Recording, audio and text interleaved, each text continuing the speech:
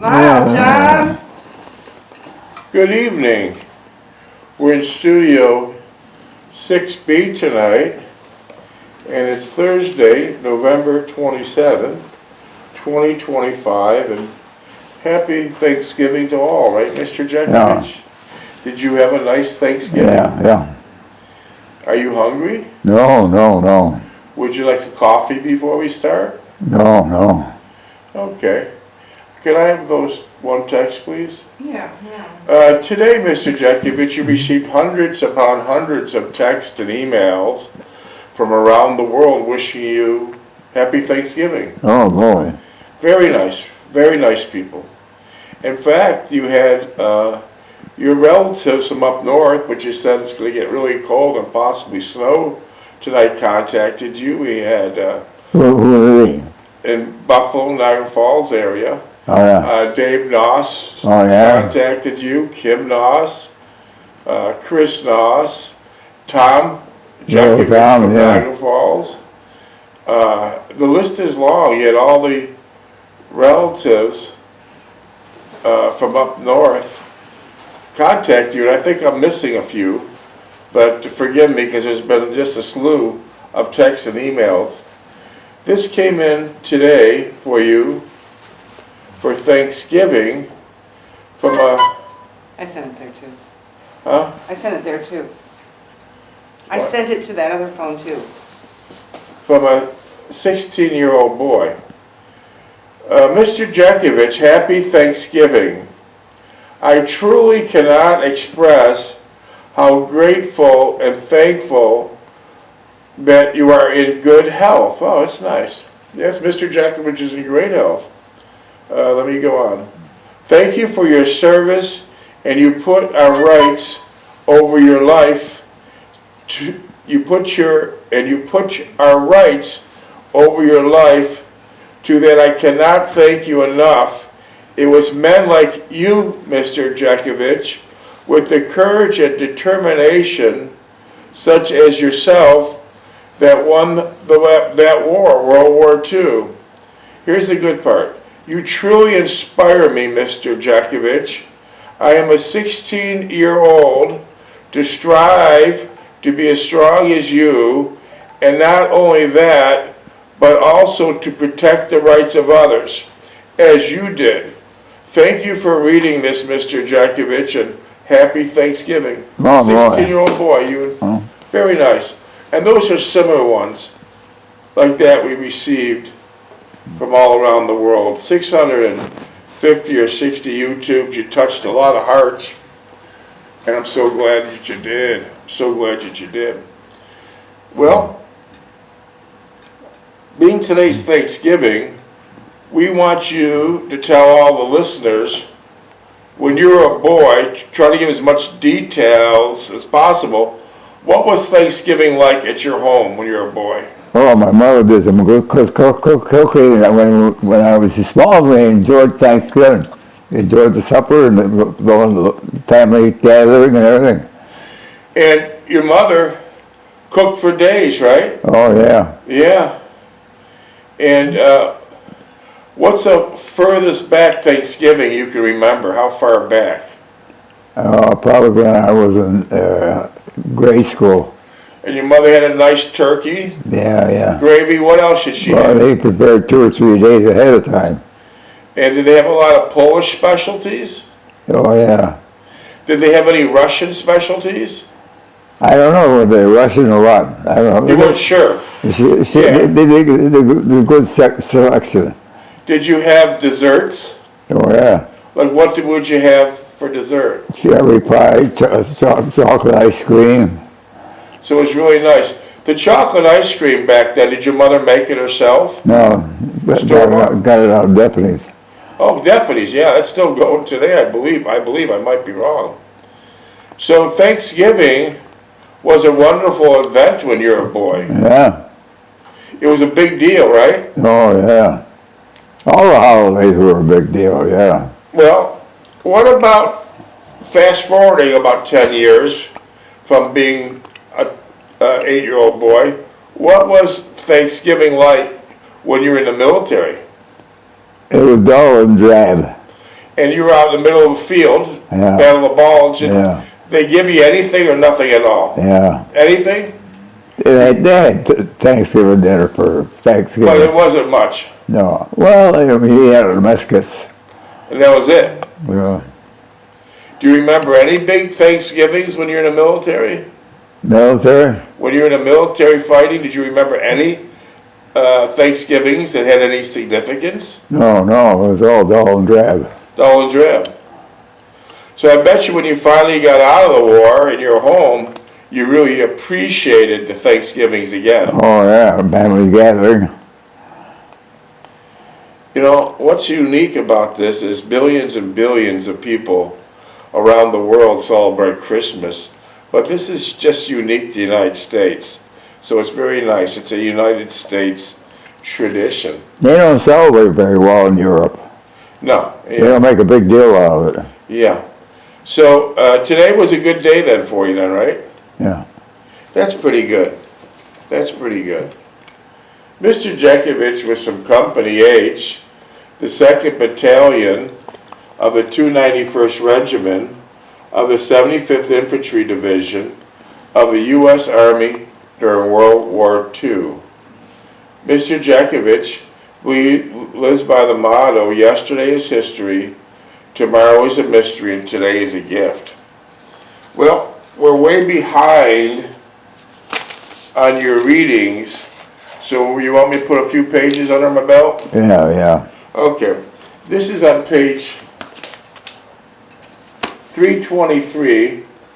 Mr. Jeckovich is still in the front line fighting, but the war is kind of winding down. The Germans take a beating, but it's still going on. And this chapter is titled Passwords, Kia, and Hospital Bound. Okay, this is still during the bulge. I walked back to the gun and looked around and told Leip I was going to check the other flank. After walking 50 yards or so, I came upon an anti-tank platoon, dug in with their 57s and 75mm assault guns. I told them that we're glad that they were around, as I believed there were some German tanks in the vicinity. Could you tell the difference between a German and American tank sound? Oh, yeah, different sound. Big difference, yeah. They said they had heard them also, and they were ready for them. As I got back to the gun and settled down to another restless and long night, what was frontline combat like? Dull and drab. But complete chaos and then nothing, right? Yeah. Yeah. Yeah. The nights were the worst as far as I was concerned. I dreaded the night in combat because all the fighting took place at night, right? Yeah. Because it's the winter, the daylight hours were the shortest of the year, the nights would drag on, and it seemed that they would never end. This was the time the enemy would be probing our position and attempting to sneak upon and destroy us. Well, we had guards out, had guard duty. Yeah, lots of guard duty, yeah. Yeah, let's see. I would be willing to wager that I had not had a full night's sleep since entering combat. So you're sleeping outside and no sleep and very little food, right? Yeah.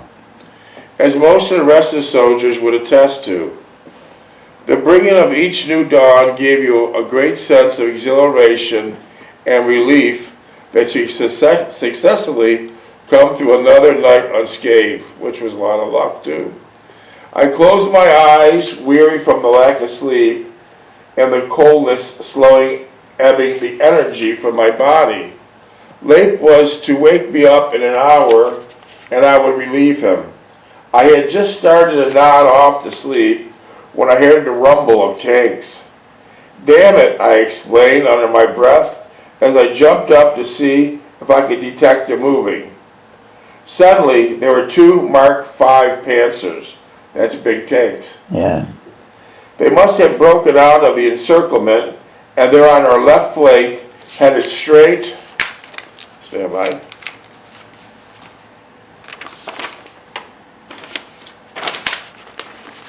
headed straight towards our anti-tank platoon. Stand by. So that's a way to start a morning, huh? Yeah. I motion for everyone to stay down and not fire. The .30 caliber from your machine gun, right, would not do much to a Panzer but infuriate them, and he would start firing his 88 sounds. Yeah. So you all set up your machine guns, but the hitting a tank of that size and caliber would just piss the soldier. There's no contest. It would just piss the guy off of the tank and start firing his big 88 sounds. Yeah. Don't want to do that. The anti-tank platoon waited until they got fairly close. What kind of weapons did the anti-tank platoon have? Had partial flamethrowers, machine guns, Bazookas? bazookas, yeah. So they were just set up primarily just to destroy tanks. Yeah. The anti-tank platoon waited until they got fairly close, and then they opened fire. The 3-inch shells were bouncing off the Panzers like so many ping pong balls, and the Panzers started to fire. They destroyed several of our anti-tank guns, and the remaining guns continued to fire at the approaching tanks. A rifleman with a bazooka put one of the Panzers out of commission, and he was on fire. So he put one of the Panzers out with the bazooka. Yeah. The other tank kept coming at full speed, figuring he'd overrun our position and escape. Another bazooka shell was fired, and he missed the tank completely. Wow. By now the Panzer had cleared the anti-tank position and was clear out of range of the bazooka, heading over open field in southerly direction. So he made it through. Yeah. The one tank made it through. But that morning we heard that over half of the anti-tank battalion were casualties, and most of the self-propelled guns were destroyed. So that was bad news for the Americans. Yeah. The Germans had bottled up the Panzer's regiment and had captured over 200 Germans and their equipment. That must have been a pain in the ass to deal with the German prisoners. You had Well, always they watch, just shipped them back, that's all. but during that time you always had to watch them. And it was a real pain in the ass. It captured over 200 German prisoners and equipment. We have not suffered any casualties ourselves, but managed to frighten the hell out of the new replacements and give them a taste of what combat's all about, yeah. By the time the American and British troops had developed a closely coordinated pattern of maneuvering to the engulf of fleeing Panzers, mortars and artillery would flush them out, and the tanks and the tank destroyers would move in and gather them up. The infantry would use rockets from anti-tank bazookas and drop Fury white phosphorus grenades down the ventilator shafts of the tanks. In order to drop those white phosphorus grenades into a Panzer tank, you had to be almost on top of it, right? Yeah. Did you risk the idea of getting shot before you got there? Started fire in there. What? Started fire in there. Yeah, but the Americans getting to the tank, wasn't that a dangerous maneuver? Yeah. To get to the tank? Because all eyes were on trying to protect the tank, right? Yeah. And they drop it down the ventilator shaft, and that was Yeah. it, right? But yeah. We were moving constantly from one sector to another, plugging gaps in the line to stop the escaping Panzers. Here and there, the Germans would emerge unscathed from nowheres through some undefended portion of the trap and make a dash for freedom. We would be rushed in along with the tanks and infantry to halt their exodus. We were ineffective against the Tigers and the Panzers, and in reality, our own task was to stop those fleeing on foot or in vehicles. The Germans were constantly probing our fluid lines, and wherever they found a hole, they'd take advantage of it. So they sent out scouts, and where they could find a spot to run through your lines without getting killed to escape, that's what they would do, right? Yeah. Wow. The several times that the weather was clear enough for our fighters to spot them, they would annihilate them with rockets and machine gun fire. There was also Legion planes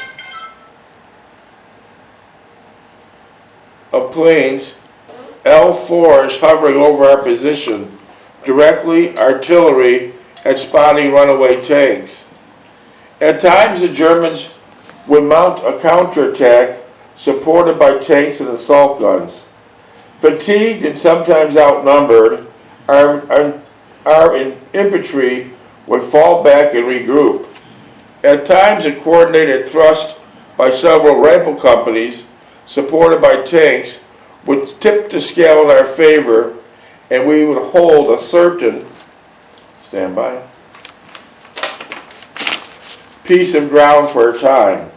So it's constantly going back and forth, holding this ground, losing ground, and Right. it's always, gaining ground, then losing ground, gaining ground.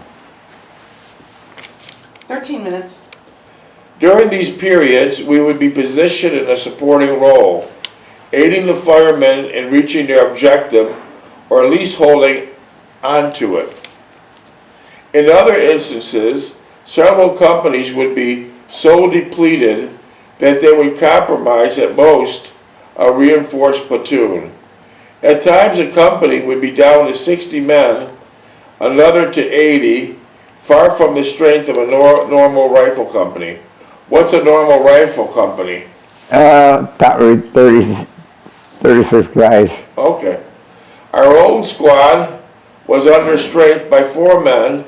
Most of the time, it was seldom that we operated at full strength. The Germans refused to surrender even after they were devastated with high explosive charges in their bunkers. Finally,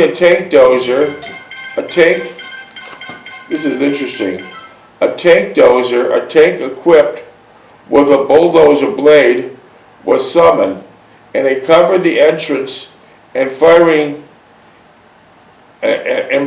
amateurs with earth, sealing it to bury it with men alive inside.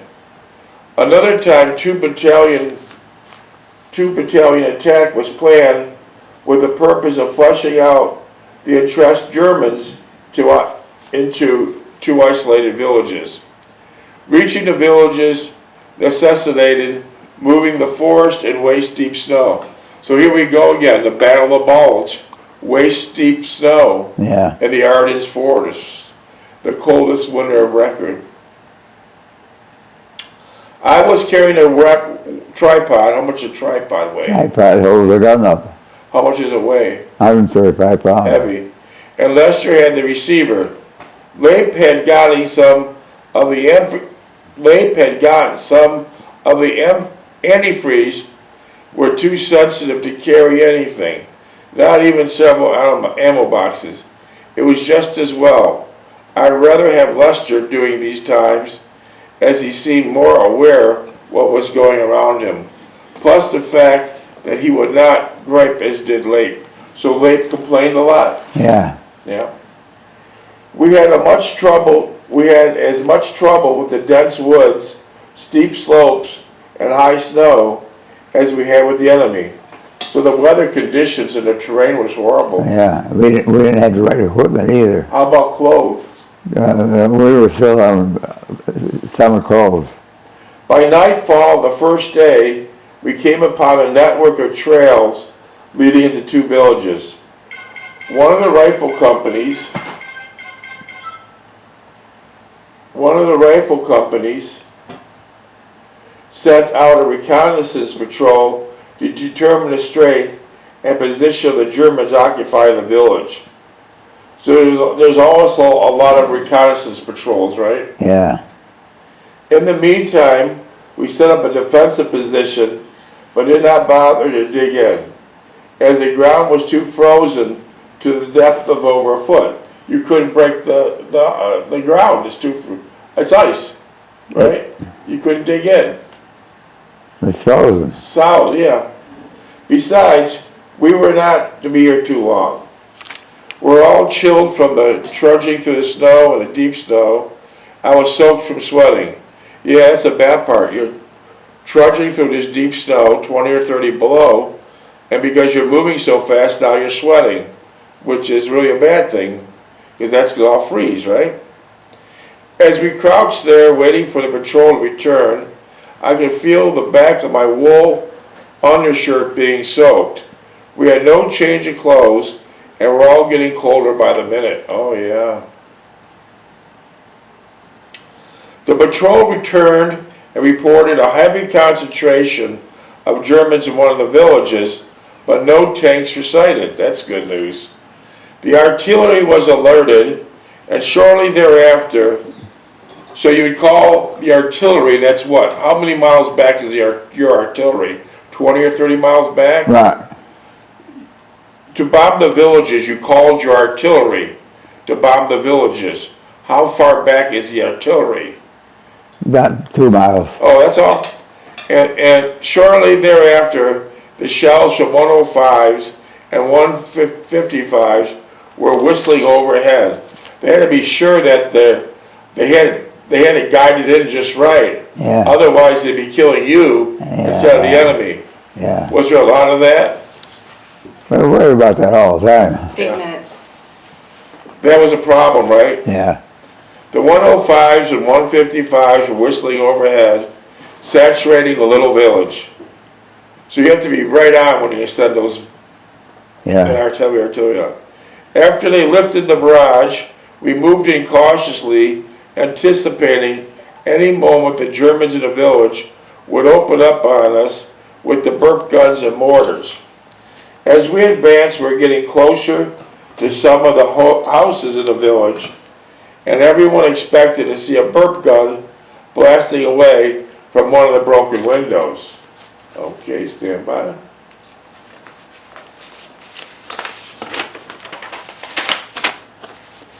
So after the mortars hit, you guys had to go in there and clean it up. Yeah. And you're thinking there's a lot of German soldiers still in these buildings, right? Yeah. Like sheep, the men huddled together, wondering when all the hell would break out. I was praying that we would not get any airburst, as we were out in the open, unprotected and no place to seek shelter. The night was moonless, cold and dark, as we trudged through the deep snow, hoping that we would reach an empty house affording some protection. That'd be kind of like a luxury, right? Yeah. To find an empty house. Yeah, you couldn't go in the house because they all zeroed in. How about a barn? Barn's all right, yeah. Up ahead, the lead scout signaled caution. Almost immediately, a German machine gun opened fire on us. Wow. It had caught me by surprise. As I hugged the frozen ground, I waited for his next burst to see if I could locate him. So now you're laying low in the snow, trying to see if you could see the flames coming out of the way of the German's weapon, right? Yeah. I was ready for a second burst, and I spotted his position. That's why when you shot your machine gun, you kept moving, Yeah. so they didn't zero in on you. Yeah. No sooner had they moved out than the machine gun had opened up and they were caught in a crossfire. The company commander was killed attempting to execute his men and a good position of one of his platoon. We would fire at the one machine gun position, clear our position, and find another, so as not to get zeroed in on, yeah. Keep moving was the name of the game. Leif was getting used to the gun and was getting fairly accurate in its firing. I kept urging him to fire in short bursts to conserve ammo, and he would comply most of the time. So now you're running low on ammo. Yeah. The remaining riflemen were attempting to flank the machine gun position, and we were told to hold our fire. The German gunners were not aware of the flanking movement and kept firing at anything that moved. The riflemen got within bazooka range and fired several rockets, hitting one of their gun emplacement. The other gun ceased firing, and the crew crawled out of the bunker with their hands up high, shouting, "Comrade, comrade." So they're becoming prisoners of war. Yeah. The lead scouts were in the village and reported light enemy resistance. By then, a platoon of Shermans were entering the villages from the opposite direction, taking advantage of the frozen ground and crossing several fields were rutted with truck and commercial car tracks. So, in a way, that frozen ground is a double-edged sword. You can't dig a hole for a foxhole because it's solid as rock, but the tanks, your tanks could just glide right across it. Yeah. So it was a double-edged sword, it's good and bad. They swept the village firing their stubby-nosed 75s and machine guns at the slightest hint of movement. The Germans gave up quickly, and from the looks of them, they were in worse shape than we were. So how the Germans look? Worn out? Yeah. No food, no clothing or nothing. How old were they? Yeah. How old? They were young kids. Like about what? 20, 22. Yeah. We found out later from the prisoner interrogation that they had not had any food or water in 24 hours, and before that had been on light rations for several weeks. So they ran out of food too. Yeah. Didn't you say when you didn't have food you'd use the snow? No. Why wouldn't you use the snow? You couldn't eat the snow. For water. Freeze you up inside too. Cool your whole body down. Wasn't a good idea. Yeah. They were under the assumption that they were surrounded and they had at least have a water or some food available. Instead, they each were given a K ration and a half a cup of water, which had been purified with halazone tablets. You use those tablets quite a bit? Oh yeah. One of the prisoners related during interrogation that they were preparing, stand by,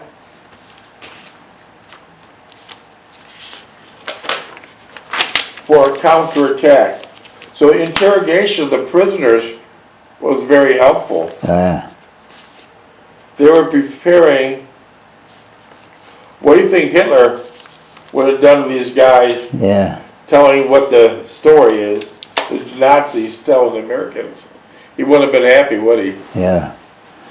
Would the SS have volunteered information if they got captured? No. 2 minutes. No sooner had he revealed the information that the German mortar and artillery fire became coming into our area, followed by the screaming German infantry. We quickly swung the gun around and began firing on the oncoming hordes. So as soon as he told you that the Germans are coming, they're within seconds, right? Yeah. They had to cover the deep, wet snow and an open field, which gave us time to seek our targets. But they had to come across that open field, waist deep snow, so you got to be picking them off. Yeah. Because it's slow moving. The Shermans came online and began to fire point blank at the enemy with their 75s, catching many before they got halfway across the field. So that field was a good thing for you, right? Yeah. 1 minute. Huh? 1 minute. So how many Germans you think were coming across that field at you? Why? How many Germans you think were coming across that field at you? Probably the two. How many? 36 guys. And did they all get wiped out? No. Some made it? Oh yeah. Snow waist deep and you got machine guns and tanks on you? Yeah. It's like very difficult to make when they come across. Wow. 30 seconds. Well, you got another one in the books. Happy Thanksgiving, Mr. Jeckovich, and many more. What do you want to do now? Let's watch Trump now. That's our favorite pastime. What time is it now? 1 second, Mr. Jeckovich. 7:40. It's early, yeah. Yeah, we'll put Trump on. Or we'll pick the rest of the All stuff right, we got it in tomorrow. the books? All right. All right.